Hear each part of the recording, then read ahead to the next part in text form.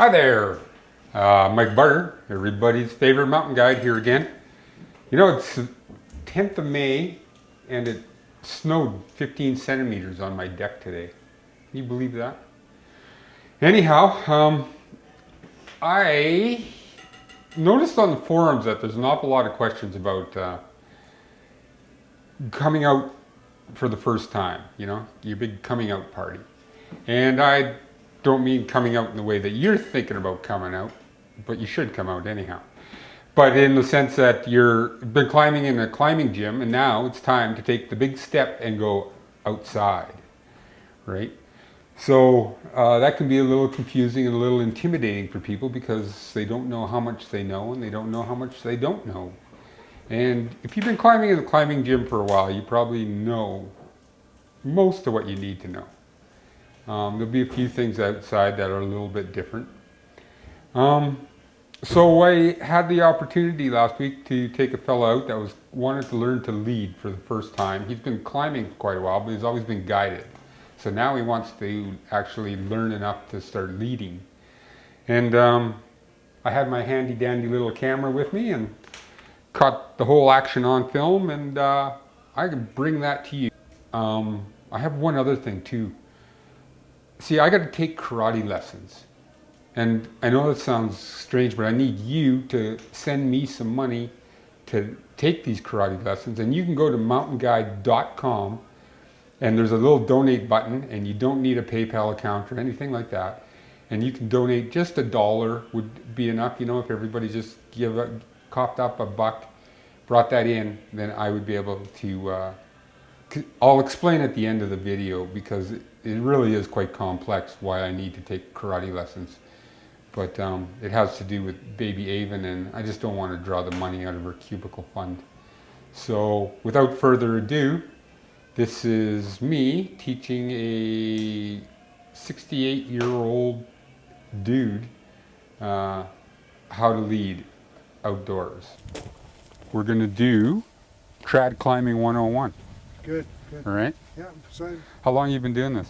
About 17 years. Right. And now all of a sudden you want to learn to lead. Well, I'm 68 years old, so I'm going to die soon, so I have to lead. You have to lead. Before I die. You want to die leading? Yes. Okay. That's well, why. That can happen. Well, but we've done some pretty tough stuff that I could never lead to shit. So. Anyhow, so the first thing we want to do is we're going to put our harness on, and this is probably, I think, a good percentage of where mistakes can happen is because when you're putting your harness on, that's all you do, right? You don't sit around chatting with your buddies. You know, you don't go and start looking at the route. You don't start doing this, that, or the next thing. All you do is put that harness on. Okay. And make sure it's on correctly, okay? So you take that extra time just to do that. And I like to take off, you know, put on the sort of layer that I'm going to be wearing all day, and I'll put my harness over top of that. And then, okay, so I want to get this all nice and snug so that it's tight around my waist, and then I won't slip over my hips. All right, so then with this particular harness, requires that I rebuckle it, although the parachute harnesses are becoming more and more common all the time.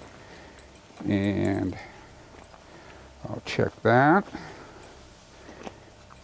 A surprising number of experienced climbers end up screwing this part up. They end up getting distracted and they half put their harness on. Right. And then the next thing you know, they're, you know, in a situation where they go to get lowered or they take a fall and then their harness will open up on them. And then the next thing you know, like you've got a nice handy dandy rope bag here. So I'd say that, you know, rope bags are great, eh? Because then they keep the rope off the ground and it'll prolong the life of your rope. And then when we do this climb, because we're sport climbing here, and we want to move over someplace, then we can just pick up our rope bag, go from point A to point B without having to coil up our rope or drag it around the cliff all the time, eh? So when we pull it, we can just stack it back here. So I think, you know, the introduction of rope bags is great. The only downside is almost nobody can coil a rope anymore, right? Which isn't a bad thing if this is all you're doing, right? Yeah. Okay. Yeah. It's no big deal. And then just make sure you can identify, like you should have both ends tied in because you don't want to see this rope here. I don't even know like this end isn't tied in, so I don't know that there isn't a knot in the middle of the rope, Oh, right. right? So in this case, I'm just going to take the time to actually restack it just to make sure that I don't have a knot, because that would be unfortunate as you get halfway up there in the middle of a tight spot, and then all of a sudden there's a knot in the rope and it's not going to go through your gear, right? Then we're going to have to, that complicates the situation. So in this case, because we're starting the day, what I want to do is just make sure my rope is going to be handled well and managed well. And this looks like it would have come out, but I just want to be sure that it does come out, okay? And this is a nice duodess rope where it changes in the center, so you can, it's easy to identify the center of the rope. Right. Okay, and so I'm just going to take this, whatever, throw it off to the side where I can find it, and then restack my rope nice and neat, so that's in a nice neat pile and it's going to come out. It looks like a big mess, but when you do it this way, this is a new rope, isn't it? It is, yeah. Yeah, brand new. It's a little stiff, right? Yeah, it feels good. I kind of like the ropes like this. Little stiffer than soft, eh? It's a 9.9, I think. 9.9? Yeah. It's still a single rope. Yeah. Well, and it's funny, eh? Because I mean, those good ropes at that size, but I would say for most people when they're just starting out and you're buying your first rope, get something in the 10, 10.2, something that's going to last you a little longer. And by the time you wear that rope out, you're going to have a pretty good idea what you need for the second. You'll have a lot more experience by that time. Okay, now I've identified the other end. One end is going to be the top end, and that's the end that's on the top of the pile, right? And that's where the lead climber ties in. Okay. And then the bottom end, of course, is where the second is.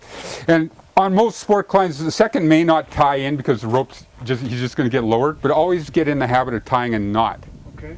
So that it won't run through your belay device. If you do make a mistake, right, and you go to lower somebody off and you're getting distracted by that, by them being lowered off, and then all of a sudden, the rope runs through your hands and then goes through the belay device. Right. And you drop the guy, whatever, 10, 20 feet or something like that. I mean, he probably won't go climbing with you again. Probably won't go climbing with anybody again. Probably not, no. Okay. And then the next thing I want to do, this is another place where people can make mistakes, so you just settle down, relax, and make sure you tie into your rope correctly, okay? And then once you're tied into a rope, although we use the word rope, it's more of a piece of technical climbing gear. And I think the rope is, saying it's a rope is kind of demeaning to the equipment, because we use ropes for all kinds of things, pulling out cars, tying up your partner in bed, that kind of stuff, right? So then I feed it through, look at your your manufacturer's recommendation, and all too often I'll see people feed it through the belay loop, and it's just not what it's made for, right? Here you have these reinforced pieces here where the belay loop runs through in this particular harness, and you can go and check your manufacturer's, like when you buy a harness, check the manufacturer's recommendations, because all of the harnesses are slightly different, although most of them are the same. And it's good to know your gear, and you can go to the website, their website, and they should have comprehensive information on all your equipment, right? So what I do is I feed it through the bottom first, and then through the middle or the upper waistband, so that includes the leg loops and then the waistband together. Give myself lots of slack, and then I take the time to refeed, feed that rope through, wrap it around, because I use a figure eight because it's easy to recognize from a distance. Okay, I can have a look over and, oh yeah, that's a figure eight, whereas people are using things like bow lines and stuff to tie in, and I can't really tell if that's tied in correctly at a glance. Right. And they have a tendency to work themselves loose. I know there's lots of ways like the Yosemite finish and all this, but I mean, you don't start out, that's probably not the best way to start out climbing, is using the most complicated knots that aren't foolproof. You want to keep everything simple, right? Right. K-I-S-S. Yeah, kiss. Keep it simple, stupid. Right. Okay? Right. I'm stupid, so that's good. Okay, so that's, having done that, right? I know I'm tied into my rope correctly. Now, I could do this beforehand or afterwards, but right now I want to have a look at my route and try and anticipate, what's ahead of me and what kind of hazards I'm going to face. And in this place here, I mean, it's pretty clean slab, so there's not a lot of loose rock. I'm still going to wear my helmet, right?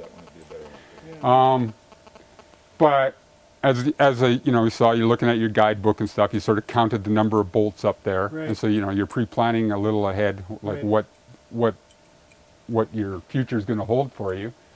The other thing, though, there's still, like sheep and other animals in here. The sun's coming out, and we still have a melt freeze effect happening. And so there is a possibility of rock, getting loose by the morning sun coming down.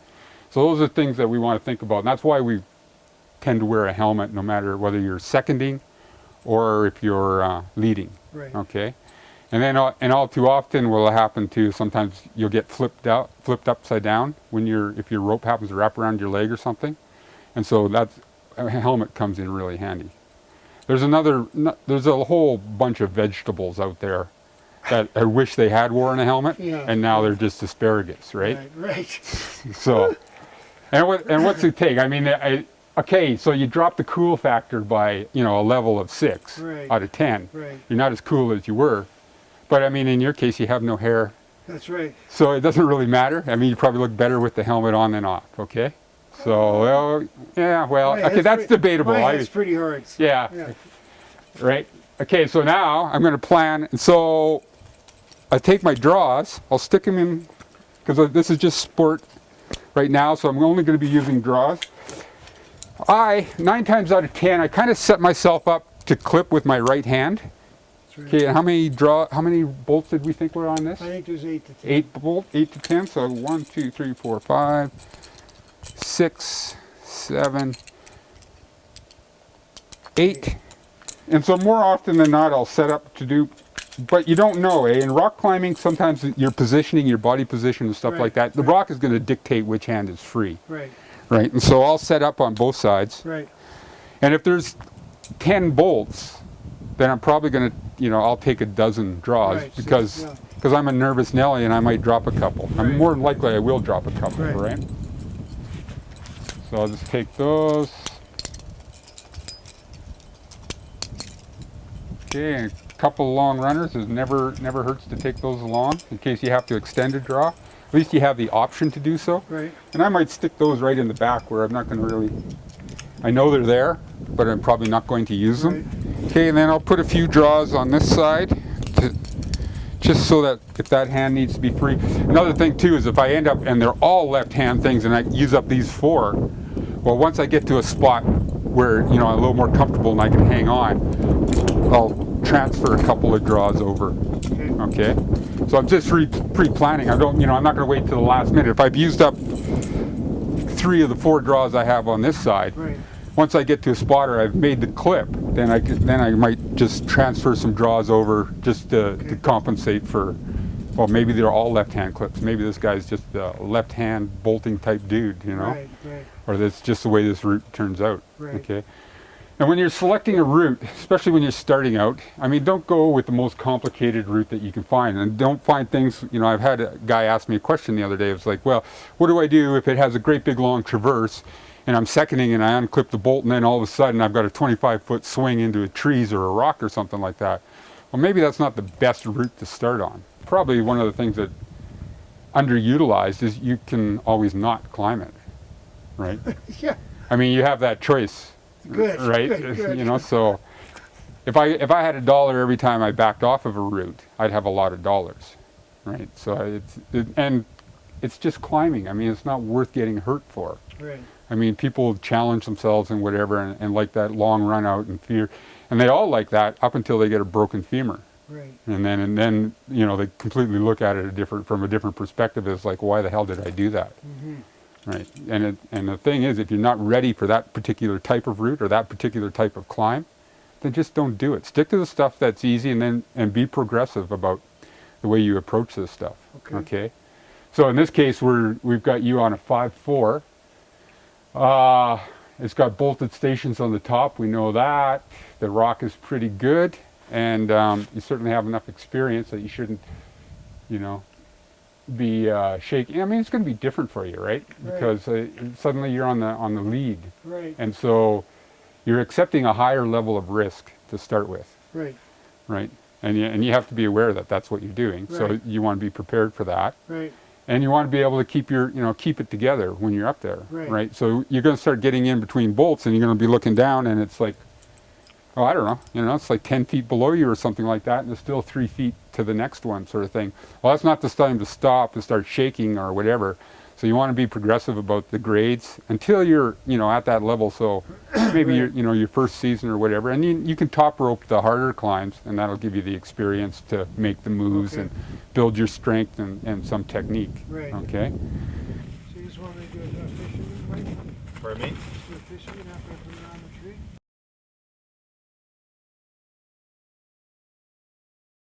I'm tied in. Yeah. So you got a great figure 8 knot here, backed up, or tied off at the end. It's going through my sit harness, going through my waist belt.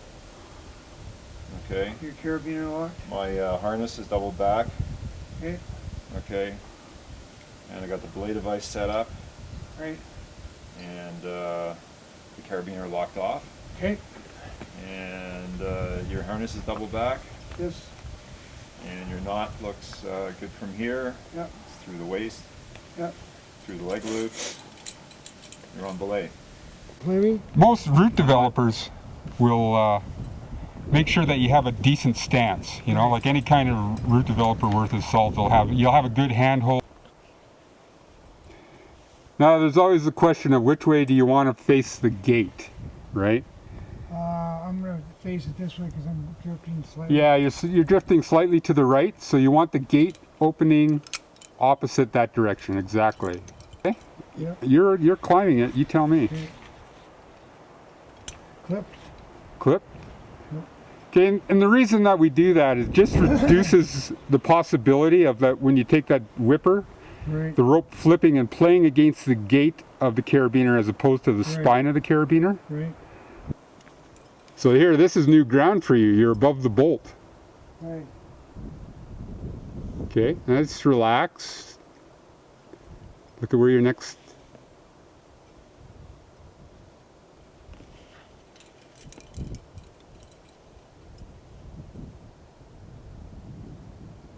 A little different, eh? Yeah.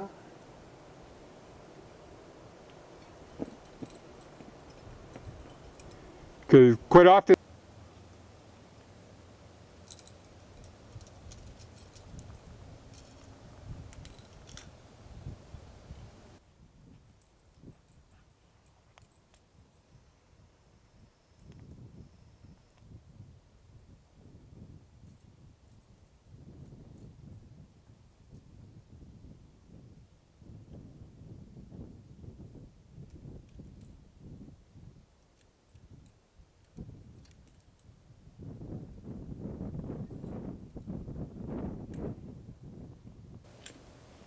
Yeah, why don't you just hang out and relax there? Oh, are you filming him again?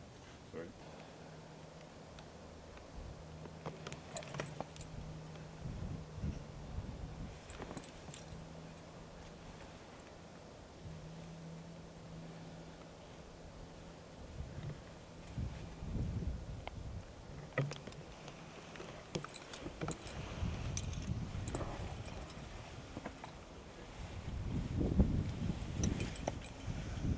And there's the station.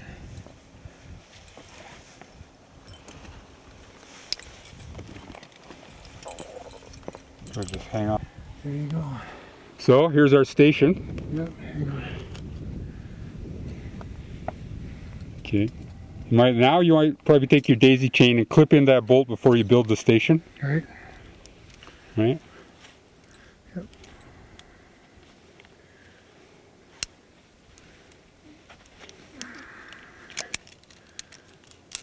Okay. Okay, now build your anchor. Okay. So you have this, what is it, a pre-constructed. Yes, it is. Yep.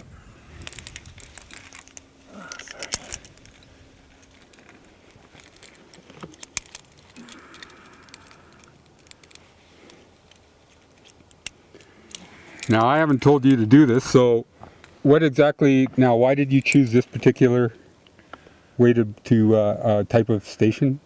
Because it's new and it's recommended. People think it's dynamic and it's quick. Okay. and I'm nervous, so quicker the better for me. That's what your wife says. Yeah, yeah, no kidding, eh? Yeah. Yeah. Okay, are you lowering off or are you bringing them up? I'm bringing them up. So, what's wrong with this picture? Well, can I bring them up over here? Are you? Yeah, okay, Can but I, oh, I see what you're doing. The thing can I is, clip him onto here or there, and then you probably want them clipped into your focal point, and you probably want to be tied into your focal point, right? I'm sorry, I'm not following you. Well, see, this is the focal point of your station. Yes.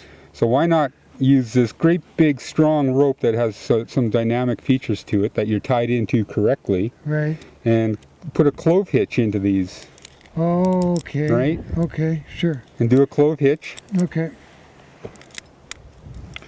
That's what I was going to review with you down on the ground, but we'll try and see if I can remember. So you're back. Okay, we didn't really deal with anchors too much. I'm going to put some links in the show notes at the bottom here of the page to show you where we how to deal with anchors. I think that's much more detailed than me trying to cover it in this particular section, since we've covered it in detail in other videos. But that is important that you watch those and understand those and practice those in a place like changing over in the anchors and hooking up your rappels or getting lowered, that sort of thing, in a place that's in a controlled environment. And anyhow, I was telling you about I need to take karate lessons, right? So, I mean, I was in the park the other day with kids, right? And I was just playing, and I mean, of course, we live in the wilderness, and we're out, and I just turned my back for a second, and Avon took off, and then the next thing I know, a ninja grabs her, right? And he takes off into the woods, and I haven't seen her since. And the last thing I heard was her crying, "Daddy, Daddy, help me," or something like that. And so, I mean, it's up to me. I mean, nobody else is going to go get her. And that's why I need to take karate lessons, and I need you guys to cough up a buck. That's all I'm asking. $1 to get baby Avon back. And many of you have grown up with baby Avon, right? She's like one of us, one of you, right? When I'm dead and gone, she's going to be back here, and she's still going to be making videos if I can get her back from the ninjas. My problem is, I think now she's probably learning ninja shit, and that's, you know, like, we don't want that. I mean, we've already invested so much time in her for mountain guiding. Like she's just a baby when we started, and then she's, you know, already been across Canada climbing, Kamarooska, Newfoundland, Quebec, all over Quebec, Ontario, Saskatchewan. Hard to believe there's climbing there. So donate $1. I can go and get baby Avon. Right, we'll see ya.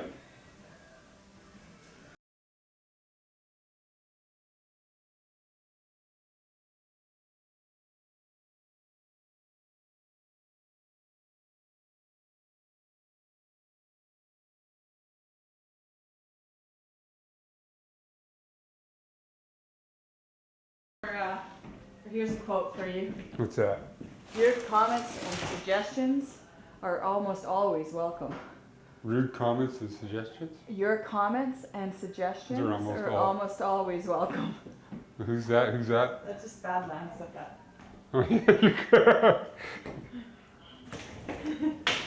Your comments and suggestions are almost always welcome. Occasionally they'll get deleted.